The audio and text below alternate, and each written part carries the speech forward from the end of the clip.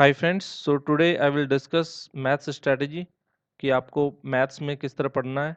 Maths में आप maximum marks कैसे ला सकते हो। जो informatic assistant AEN JEN JLO APO and junior accountant इन एग्जाम्स की प्रिपरेशन कर रहे हैं, उनके टोटल क्वेश्चंस होंगे 8 एंड टोटल मार्क्स होंगे 8 इन मैथ्स। तो उनको तो 8 मार्क्स की तैयारी करनी है। जो स्टेनो जूनियर असिस्टेंट और कमर्शियल असिस्टेंट की प्रिपरेशन कर रहे हैं, ये नॉन टेक्निकल एग्जाम्स हैं। इनमें आपको टोटल क्वेश्चंस मिलेंगे 20 और इनके मार्क्स होंगे 20, यानी 1 मार्क का एक क्वेश्चन होगा।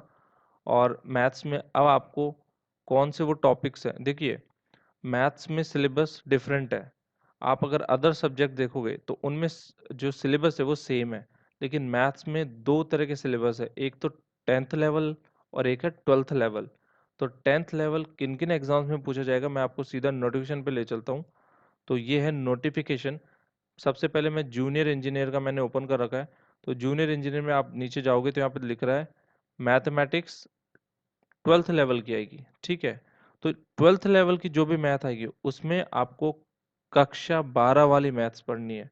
कक्षा 10 वाली यहाँ पे आप स्किप कर सकते हो सकता है एक आध क्वेश्चन आ जाए, लेकिन पिछली बार नहीं आया था। तो इस बार भी मैं उम्मीद करके चल रहा हूँ कि कक्षा 12 वाली, अगर यहाँ पे कहीं पे कक्षा 12th लेवल लिखा हुआ है तो उसमें केवल कक्षा 12 की किताबें हमें पढ़नी है, 10th तक की बुक्स नहीं पढ़नी है हमें, ठीक है। चलिए इसके बाद देखते हैं जूनियर केमिस्ट। जूनियर केमिस्ट में लेवल है 10th, ठीक है। तो जूनियर केमिस्ट में 10th लेवल तक की पढ़नी है। इसके बाद यहाँ पे है इंफॉर्मेटिक असिस्टेंट। इंफॉर्मेटिक असिस्टेंट भी क्लास 12th लेवल तक की पढ़नी है, ठीक है। इसके बाद मैं आ जाता हूँ दूसरे नोटिफिकेशन पे। तो सबसे पहले हम देखते हैं असिस्टेंट पर्सनल ऑफिसर का। यहाँ पे आपको मैथ पढ़नी है 10th लेवल की। जूनियर लीगल ऑफिसर, इसमें भी 10th लेवल की है। जूनियर अकाउंटेंट, इसमें आपको मैथ पढ़नी है 10th लेवल की। इसके बाद आपका आता है स्टेनोग्राफर। स्टेनोग्राफर में भी आपको मैथ पढ़नी है 10th लेवल की। इसके बाद आता है जूनियर असिस्टेंट और कमर्शियल असिस्टेंट दोनों। तो इन दोनों में भी आपको मैथ पढ़नी है 10th लेवल की। तो आप देख सकते हैं कि मैथ्स जो है ना, केवल कुछ एक पोस्ट जैसे जूनियर इंजीनियर हो गया आपका, और असिस्टेंट जो आपका AEN हो गया, JEN हो गया, और आपका इंफॉर्मेटिक असिस्टेंट। तो इन सब में तो आपको मैथ 12th तक की पढ़नी है। बाकी जितनी भी अदर एग्जाम्स हैं उसमें आपको 10th तक की पढ़नी है। तो यहाँ पे मैं दो स्ट्रेटेजी बताऊंगा, 10th वालों को कैसे प्रिपरेशन करना है, 12th मतलब जिनकी 10th क्लास तक की मैथ्स आएगी जिनको, उनको कैसे प्रिपरेशन करना है, जिनके 12th क्लास तक की मैथ्स आएगी उनको कैसे प्रिपेयर करना है। तो अब मैं स्टार्ट करता हूँ स्टेनोग्राफर, मतलब जो 10th क्लास तक की मैथ्स आएगी उसके बारे में। तो मैंने यहाँ पे बुक रेफर करी है, इस बुक का नाम है उपकार पब्लिकेशन की बुक है, डॉक्टर लालन सिंह की है।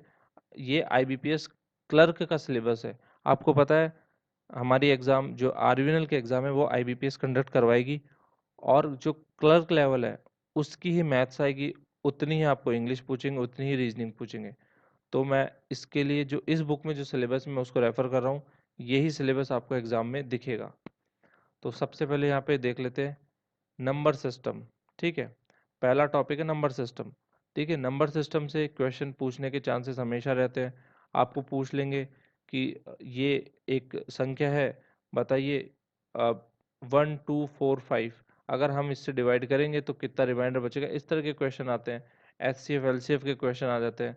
तो इस तरह के नॉर्मल क्वेश्चन आते हैं, इजी क्वेश्चन आते हैं। देखिए इस जितनी भी एग्जाम लगती है RVNL के अंतर्गत, उनमें प्रश्नों का लेवल इजी होता है। बहुत ही कम क्वेश्चन आपको मिलेंगे जो हार्ड मिलेंगे, ज़्यादातर क्वेश्चन आपको इजी मिलेंगे। तो आप अगर थोड़ा बहुत भी अगर आपको कंसेप्ट पता है तो आप आसानी से प्रश्न को हल कर सकते हैं। तो नंबर सिस्टम में मैं अभी आपको डिटेल में जो है इसको बताऊंगा नंबर सिस्टम में क्या क्या पढ़ना है। पहले हम एक बार देख लेते हैं पूरा सिलेबस। परसेंटेज हो गया, प्रॉफिट एंड लॉस हो गया, पार्टनरशिप हो गई, सिंपल एंड कंपाउंड इंटरेस्ट हो गया, time and work, time and distance, average area, problem based on edges, interpretation of data and miscellaneous, ठीक है। देखो शुरू के 10 चैप्टर तो है ना, इनसे क्वेश्चन बनने के हमेशा चांस होते हैं। खासकर जो लोग 20 मार्क्स के लिए तैयारी कर रहे हैं, जैसे स्टेनोग्राफर हो गया, जूनियर असिस्टेंट हो गया, कमर्शियल असिस्टेंट हो गया, तो इन लोगों को तो मैथ बहुत अच्छे से पढ़ के जानी पड़ेगी, क्योंकि हो सकता है आपको हर टॉपिक से एक क्वेश्चन दे दें। ठीक है, अगर ऐसा हुआ तो आपको हर टॉपिक को अच्छे से पढ़ के जाना ही पड़ेगा, इसके अलावा कोई सॉल्यूशन नहीं है। तो ये मेजर टॉपिक्स है जो मैंने आपको बता दिए, ये तो आपको अच्छे से पढ़ के जाने हैं। अब हम चलते हैं फर्स्ट चैप्टर पे। मैं चैप्टर वाइज आपको बता देता हूँ क्या क्या करना है आपको इसमें। देखो, नंबर सिस्टम में आपको कुछ कुछ चीज़ें पता होनी चाहिए। एक तो आपको ये डेफिनेशन तो पता होनी चाहिए, होल नंबर क्या होता है, इंटीजर क्या होता है, नेचुरल नंबर क्या होता है, रैशनल नंबर क्या होता है, ये सब तो आपको पता होना ही होना चाहिए। इसके अलावा कुछ कुछ फॉर्मूलाज होते हैं यार, जैसे जैसे मैं आपको बता देता हूँ, आगे चलते हैं। जैसे ये फॉर्मूलाज आपको पता होना चाहिए, ए प्लस बी का होल स्क्वायर हो गया, ठीक है। आपको ए प्लस बी का होल क्यूब भी पता होना चाहिए। ये सब चीज़ें पता होनी चाहिए। H C F L C F के फॉर्मूले आपको पता होने चाहिए। जैसे ये नीचे important formula, H C F का फ्रैक्शन का फॉर्मूला क्या होता है, H C F of the numerators बटा H C F of the LCM of the denominators. तो ये कुछ कुछ आपके फॉर्मूले याद होने चाहिए। अगर आपको ये पता है तो आप आराम से इन क्वेश्चन को कर पाओगे। और एक दो चीज़ों की प्रैक्टिस कर लो बस, फिर आपका आराम से हो जाएगा, कोई दिक्कत नहीं है। तो ये न्यूमेरिकल एबिलिटी वाला तो मतलब जिसमें आपको नंबर सिस्टम है, नंबर सिस्टम वाला जो है क्वेश्चन इजी ही आता है। अगर आपको फॉर्मूला बेस्ड क्वेश्चन मिल जाए तो आपको फॉर्मूला पता होना चाहिए, आप आसानी से कर पाओगे। ठीक है, चलिए नेक्स्ट देख लेते हैं। आपको हम देख लेते हैं प्रश्न किस किस प्रकार से आते हैं। तो देखिए सिंपल, देखो ऐसे क्वेश्चन तो नहीं आएंगे। देखो जो अभी यहाँ दिख रहे हैं आपको, ये तो नॉर्मल क्वेश्चन है, ये तो नहीं पूछेंगे, थोड़े टफ क्वेश्चन पूछेंगे। लेकिन अगर आपको फॉर्मूला वगैरह पता है थोड़ा बहुत भी, तो आप आसानी आसानी से कर पाओगे, कोई दिक्कत नहीं होगी। ठीक है, चलिए ये इस तरह के प्रश्न देख लिए हमने। अब हम चलते हैं सेकंड चैप्टर पे, चलते हैं परसेंटेज। ये देखो, ये बहुत ही ज़्यादा इंपॉर्टेंट चैप्टर है। इसमें से क्वेश्चन आने के चांसेस 100% है। तो ये तो आपको रट के जाना है। अगर आपको नहीं समझ में आती मैथ तो भाई रट के चले जाना, फॉर्मूलाज वगैरह लगा देना, हो जाएगा काम आपका। पर ये चैप्टर मत छोड़ के जाना प्लीज़। ये चैप्टर बहुत बहुत बहुत वेरी वेरी इंपॉर्टेंट मैं कहूँगा। आप चाहे कुछ भी छोड़ जाओ, परसेंटेज मत छोड़ के जाना, क्योंकि इसमें से हमेशा प्रश्न आते हैं। अब देखो परसेंटेज में बेसिकली यही पूछते हैं। और परसेंटेज में टफ क्वेश्चन कौन से बनते हैं आपको पता है? जो मिक्स मिक्स करते हैं ना, दूध में पानी मिला दिया, तो वो वाले प्रश्न जो होते हैं आपके, वो सबसे टफ होते हैं। तो उनकी भी आप एक दो क्वेश्चंस की अच्छे से प्रैक्टिस करके जाना। ठीक है, चलिए परसेंटेज में अब मैं दिखा देता हूँ आपको प्रश्न किस तरह आएंगे। जैसे मान लो ये एक टाइप के क्वेश्चन आते हैं, ए की इनकम 150% ज़्यादा है बी से, तो बताओ बी की ए से कितनी कम है। इस तरह के प्रश्न आ जाएंगे।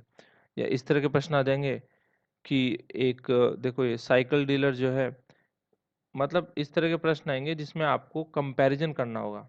कंपैरिजन वाले प्रश्न आते हैं। और आपको पता होना चाहिए जो परसेंटेज और प्रॉफिट लॉस, ये बहुत ज़्यादा कनेक्टेड से हैं।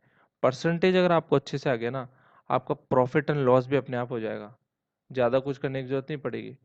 तो इस तरह आपको परसेंटेज की प्रैक्टिस करनी है। परसेंटेज की अगर आपकी कमांड है परसेंटेज वाले टॉपिक पे, तो भाई प्रॉफिट एंड लॉस जैसे जो कि ये जो थर्ड चैप्टर है, ये बहुत आराम से हो जाएगा, कोई दिक्कत नहीं होने वाली इसमें। इसमें सिंपल आपको एक दो फॉर्मूला याद करने हैं और आपको प्रैक्टिस करनी है। देखो मैथ में जितना प्रैक्टिस करोगे उतना कम है। जितना ज़्यादा आप प्रैक्टिस करोगे आपके उतने अच्छे मार्क्स आने की जो है, आपको उतने अच्छे मार्क्स मिलेंगे एग्जाम में। जितना आप यहाँ गलतियाँ कर लो, जितना आप उन गलतियों को सुधार लोगे, उतने ही आप अच्छा परफॉर्म करोगे। इसलिए मैथ्स में आप कोशिश करो कि आप कम से कम हर चैप्टर से कम 50 सवाल लगा के जाओ। 50 सवालों की प्रैक्टिस कर लोगे हर चैप्टर से, अलग अलग सवालों की, आपका काम हो जाएगा, कोई दिक्कत नहीं है। 500 सवाल बना लो 10 चैप्टर से, 500 सवाल में आपका मैथ आराम से हो जाएगी, कोई दिक्कत नहीं है। इतना तो आपको करना ही पड़ेगा। देखो इससे कम में काम नहीं चलने वाला अभी। चाहे आप कोई सी भी एग्जाम की तैयारी करो, चाहे आप 8 मार्क्स की प्रिपरेशन कर रहे हो या आप 20 मार्क्स की प्रिपरेशन कर रहे हो, आपको ये इम्पोर्टेंट चैप्टर्स पढ़ने ही पड़ेंगे। चलिए अब हम आ जाते हैं नेक्स्ट चैप्टर। तो नेक्स्ट चैप्टर हमारा है पार्टनरशिप। देखो इसमें बहुत इजी प्रश्न आते हैं, कुछ भी नहीं होता इनमें यार, थोड़ा सा आपको पता होना चाहिए। 3 जने हैं, एक 3,000 किराया दे रहा है, एक 4 दे रहा है, एक 5 दे रहा है, कोई 5 महीने तक रहेगा, इस तरह के प्रश्न आते हैं। सिंपल मल्टीप्लिकेशन और सिंपल आपको डिवाइड करना है, मल्टीप्लाई करना है, कुछ नहीं करना है इसमें, थोड़ा सा दिमाग लगाने की जरूरत है, बाकी आसानी से हो जाएंगे। तो पार्टनरशिप वाला तो कोई ज़्यादा टफ नहीं है, आराम से कर लोगे आप। चलिए इसके बाद आता है ये चैप्टर तो मुझे भी बहुत परेशान करता है। तो आपको कंपाउंड इंटरेस्ट के क्वेश्चन अच्छे से प्रैक्टिस करके जाना है। कई बार बहुत टफ क्वेश्चन में आ जाते हैं इस चैप्टर से। देखो इस चैप्टर में वैरायटी बहुत ज़्यादा है, मतलब क्वेश्चन बहुत तरीके से बनाए जा सकते हैं। तो इसलिए इसमें आपको हर वैरायटी के क्वेश्चन, कि सिंपल इंटरेस्ट इतना है, मूलधन इतना है, आपका मिश्रधन इतना दे रखा है, मतलब आपका जो ये आपको जो दर इतनी दे रखी है, आपको समय इतना दे रखा है, तो आप किस तरह निकालोगे? ठीक है। तो प्रिंसिपल, रेट, टाइम, इनमें ही जो है कॉम्बिनेशन चलता रहता है क्वेश्चंस का। तो आपको हर टाइप का क्वेश्चन इसमें अच्छे से प्रैक्टिस करके जाना है, तभी आप इसको सही तरीके से कर पाओगे। ये one of the toughest topic है। इजी दिखता है पर इजी है नहीं ये। इसमें जब क्वेश्चन फंसते हैं तो लोग कर नहीं पाते। तो ये चीज़ आप ध्यान रखना। इसमें आपको फॉर्मूला, आपको इसमें लॉजिक पता होना चाहिए। देखो इसमें आप फॉर्मूला रट लोगे, वहाँ भूल जाओगे तो फिर आपका गलत हो जाएगा। आपको पता होना चाहिए कि कंपाउंड इंटरेस्ट कैसे वर्क करता है, सिंपल और कंपाउंड इंटरेस्ट में डिफरेंस क्या होता है, ये सब आपको पता होना चाहिए अच्छी तरह, तभी आप अच्छे से सवाल कर पाओगे। कम समय में करना है। हमारा टारगेट होना चाहिए कि हमें मिनिमम टाइम में मैक्सिमम आउटपुट देना है। समझ रहे हो आप? आपको वहाँ बहुत कम समय मिलेगा। तो इसलिए आपको जितना जल्दी हो सके, आपको शॉर्ट ट्रिक सीखिए। आप इन सब चीज़ों के आप यूट्यूब पे जाके सीख सकते हैं, बहुत सी शॉर्ट ट्रिक्स आती है। हर चैप्टर के आपको शॉर्ट ट्रिक पता होनी चाहिए, हर क्वेश्चन की, कि ये क्वेश्चन मैं मिनिमम टाइम में कैसे कर सकता हूँ। ये आपकी अप्रोच होनी चाहिए, तभी आप जो है 1 घंटे में पेपर कर पाओगे। नहीं तो भाई 1 घंटा बहुत कम होता है। देखो कई बार बहुत ज़्यादा समय लग जाता है हमें क्वेश्चंस को समझने में ही। तो आपको इन सब चीज़ों के लिए तैयार रहना है, और उसका सबसे अच्छा तरीका है आप प्रैक्टिस करो। कम से कम 50 प्रश्न एक चैप्टर से प्रैक्टिस करो, तब जाके कुछ बात बनेगी वहाँ पे। टाइम एंड वर्क सदाबहार टॉपिक है भाई, हमेशा क्वेश्चन पूछते हैं कि एक जो है मैन जो है 10 दिन में काम कर देता है, जो वुमेन है वो 15 में करती है, चाइल्ड 20 में करता है। इस तरह के कॉम्बिनेशन वाले क्वेश्चन आ जाएंगे। तो बताओ चाइल्ड टोटल काम कितने दिन में करेगा? या फिर ए एक पर्सन है, बी सी ए पर्सन है, ए बी एक साथ काम करते हैं 2-4 दिन के लिए, फिर बी सी कर लेते हैं, फिर सी डी कर लेते हैं। सपोज ऐसा कोई क्वेश्चन है, बचा हुआ काम बताओ सी कितने दिन में करेगा। इस तरह के प्रश्न आते हैं। तो ये तो आप आसानी से कर लोगे, आपने काफ़ी पढ़ लिया होगा टाइम एंड वर्क के बारे में। तो इसको स्किप मत करना, बहुत इंपॉर्टेंट टॉपिक है, स्किप नहीं करना इसको। ठीक है। चलिए नेक्स्ट पे चलते हैं। नेक्स्ट चैप्टर कौन सा है? Time and distance.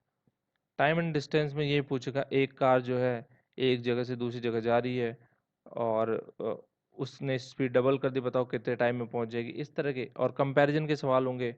एक कार इधर से जा रही है, दूसरी उधर से आ रही है, बताओ बीच में कहाँ पे मिलेंगी। इस तरह के प्रश्न आते हैं टाइम एंड डिस्टेंस में।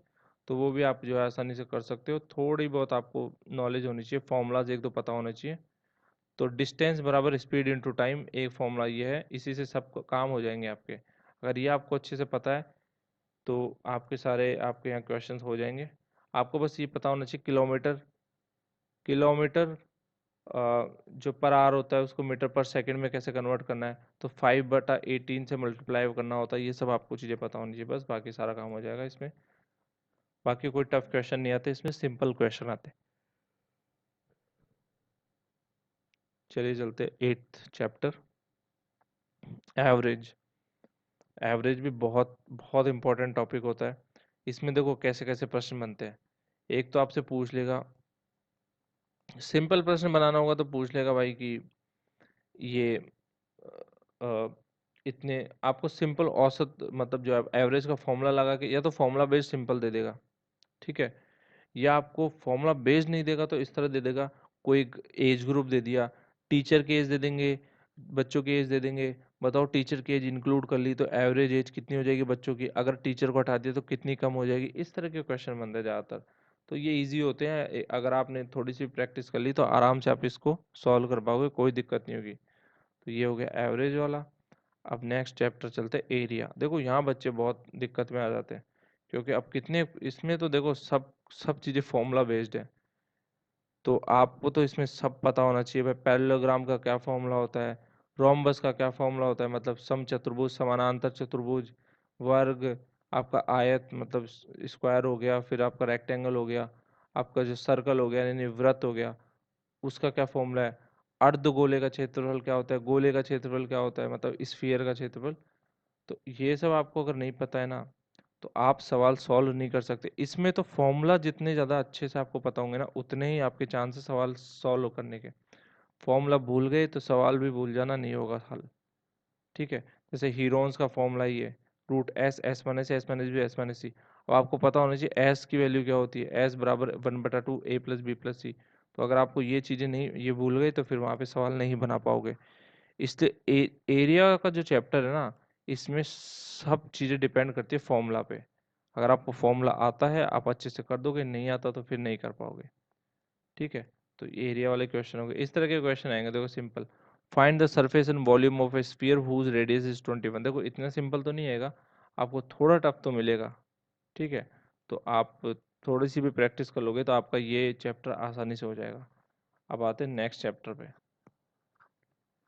ये है प्रॉब्लम बेस्ड ऑन एजेस। ठीक है, सिंपल, इनमें कैसे क्वेश्चन आते हैं, गीता की उम्र 10 साल, गीता की उम्र 30 साल पहले रेखा से जो है वो रेशो दे देंगे कि गीता की उम्र 3 गुना है रेखा से, तो बताओ 10 साल बाद कितना कितना रेशो हो जाएगा। इस तरह के भी देंगे, जैसे ये दे रखा है ना कि Atul is 30 years younger than his uncle, 5 years ago Atul was one fourth as old as his uncle. बताओ अतुल जो है 5 साल बाद Atul uncle will be 5 year from today, मतलब उनकी कितनी उम्र हो जाएगी। तो इस तरह के घुमा फिरा के प्रश्न दे देते हैं। देखो ये बिल्कुल सिंपल होते हैं। अगर आपको आपको हमेशा एक चीज ध्यान रखनी है, अगर आपने किसी को या तो आप पास्ट में चलो, पूरा का पूरा पास्ट में लेके चलो, या पूरा का पूरा आप प्रेजेंट में लेके चलो डेट्स को। अगर आपने एक को पास्ट में ले लिया, एक को प्रेजेंट में ले लिया, वहां आप उत्तर गलत कर दोगे। बाकी ये वाले क्वेश्चन सरल आते हैं। कई लोग क्या करते हैं, जैसे अतुल की एज तो मान लेंगे पास्ट वाली और अंकल की एज मान लेंगे प्रेजेंट वाली, तो वहां पे जो है फिर गलती हो जाती है। तो इन चीजों से आपको बचना है। आपको एक चीज, जैसे इसमें देखो, अगर आप इसका सोल्यूशन देखें तो 30 साल पहले वाली बातें करके चल रहे हैं। ठीक है, तो तो इन सब चीज़ों को देख लेना यार, आप इजी क्वेश्चन होते हैं, आराम से कर पाओगे, कोई प्रॉब्लम नहीं होगी। तो ये आपका लास्ट वाला चैप्टर भी हो गया। अब मैं बताऊंगा, ये तो आपका जो 10th वाले, जिनको 10th क्लास तक का जो पढ़ना था मैथ्स का, उसमें तो ये कॉमन टॉपिक्स मैंने बता दिया आपको। अब इसके अलावा साइन थीटा कॉस थीटा वाले भी थोड़े पढ़ लेना यार, उनसे भी आने की संभावना रहती है। उन्नयन कोण अवनयन कोण जो आपके बनते हैं ना, कि एक छाया पेड़ की इतनी दूर बनती है तो बताओ उसकी लेंथ कितनी होगी पेड़ की, ये सब प्रश्न आप पढ़ लेना। ये भी थोड़े इंपॉर्टेंट क्वेश्चंस हैं जो पूछ लिए जाते हैं एग्जाम में, तो ये आप पढ़ लेना। साइन थीटा कॉस थीटा मतलब ट्रिग्नोमेट्री थोड़ा सा पढ़ लेना, बाकी ज़्यादा टफ उसमें से कुछ नहीं आएगा। अब हम बात करते हैं, अब मैं बात करूंगा जिनका 12th तक का सिलेबस है, उनके लिए देखो 12th तक का सिलेबस जिसका है ना, उनको थोड़ा ज़्यादा अच्छे से प्रैक्टिस करनी पड़ेगी, क्योंकि 12th क्लास का सिलेबस टफ आता है। उसमें आपको थोड़ा ज़्यादा पढ़ने की जरूरत पड़ती है। तो इसके लिए वे एक ही रामबाण किताब है, मैं तो ये मान के चल रहा हूँ ये रामबाण किताब है आपकी। अगर आपने इसको अच्छे से फॉलो कर लिया ना, इसके 3 चैप्टर आपको फॉलो करने हैं, मात्र 3 चैप्टर पढ़ने हैं। पूरी किताब मतलब कुछ भी मत पढ़ना इन 3 चैप्टर के अलावा। अगर आना होगा तो इन 3 चैप्टर से क्वेश्चन आ जाएंगे, नहीं तो भाई आपसे नहीं बनने वाले, क्योंकि अगर इंटीग्रेशन से प्रश्न आएगा तो फिर तो कोई नहीं कर सकता उसको सॉल्व। इंटीग्रेशन बहुत बड़ा चैप्टर होता है। जितनी तैयारी आप पूरे पार्ट बी में लगाओगे ना, उतने टाइम में आपका केवल इंटीग्रेशन होके चुकेगा। इतना बड़ा टॉपिक होता है इंटीग्रेशन।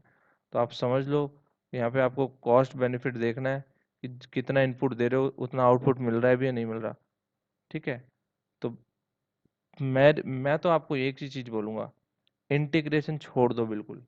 आपको 3 टॉपिक पढ़ने हैं, मैट्रिक्स। ठीक है, नीचे चलते हैं, मैं दिखा देता हूँ आपको इसका सिलेबस।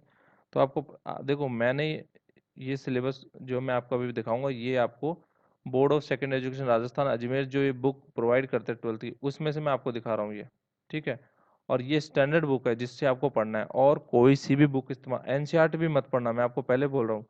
राजस्थान बोर्ड की बुक फॉलो करनी है, एनसीईआरटी भी फॉलो नहीं करनी है आपको, सिंपल सी बात है। और इन इस बुक, देखो इस बुक की खासियत ये, इन्होंने बहुत अच्छे से इसमें सब चीज़ें दे रखी है। इसमें एनसीईआरटी से कहीं भी लेवल कम नहीं है, ज़्यादा ही मिलेगा आपको, कम तो नहीं मिलेगा। तो ये बुक काफ़ी अच्छी है, मैंने इसको पढ़ा है। मैंने इसके 3 टॉपिक देखे हैं, मैट्रिक्स, एक आपका देखा है मैंने इसमें डिफरेंशिएशन, और एक लिमिट्स देखिए, कंटिन्यूटी डिफरेंशिएबिलिटी ये, और थोड़ा सा लिमिट्स। ठीक है, अगर आपने मैट्रिक्स मतलब chapter 3rd, chapter 6 continuity and differentiability और इंटी ये सॉरी आपका डिफरेंशिएशन, मतलब चैप्टर 3, चैप्टर 6 और चैप्टर 7, ये तीन भी अच्छे से कर लिए ना, ये मान के चलो 8 में से आपके 6 तो पक्के हैं। ठीक है, 8 में से 6 क्वेश्चन आपके हो जाएंगे।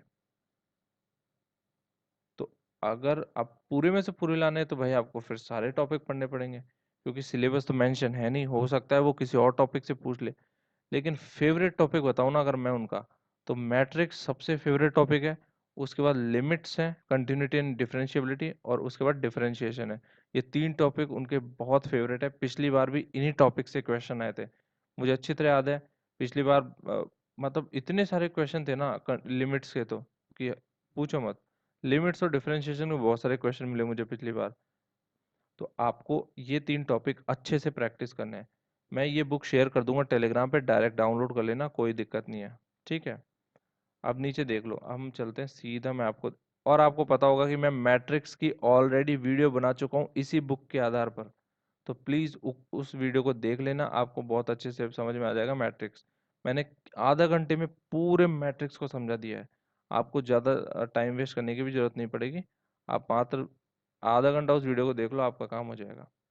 मैंने ऑलरेडी डिस्क्रिप्शन, मैं डिस्क्रिप्शन में भी डाल दूंगा, आप उस वीडियो को देख लेना। ठीक है, अब देखो ये मैट्रिक्स वाले, हम मैट्रिक्स वाले चैप्टर में आ चुके हैं। मैं दिखा देता हूँ आपको।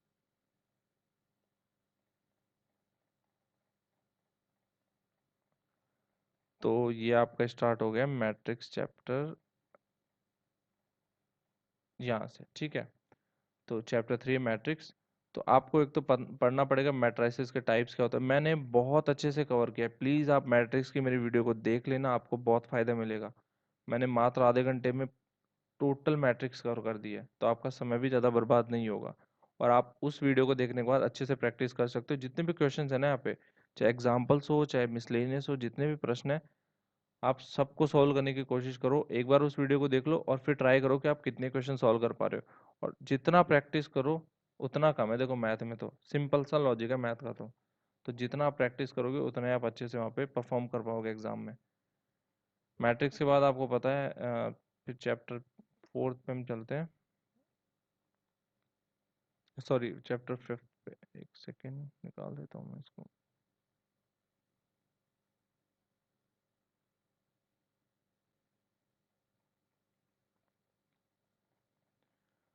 तो ये अब हम आ गए हैं, देखो कंटिन्यूटी एंड डिफरेंशिएबिलिटी, ये चैप्टर बहुत इंपॉर्टेंट है। लिमिट, इस इसमें लिमिट्स के क्वेश्चन आते हैं, सीधे सीधे क्वेश्चन दे देगा भाई लिमिट्स के। तो ये भी आप थोड़ा अच्छे से प्रैक्टिस करके जाना। लिमिट्स के क्वेश्चन पूछते ही पूछते, पिछली बार तो बहुत सारे पूछे थे। पिछली बार 8 से ज़्यादा मार्क्स की आई थी मैथ, तो अराउंड मेरे हिसाब से 12-15 नंबर के, 12 to 15 मार्क्स क्वेश्चन मैथ्स से थे पिछली बार। इस बार कम कर दिया है, तो आप उस अकॉर्डिंग ही देख लेना।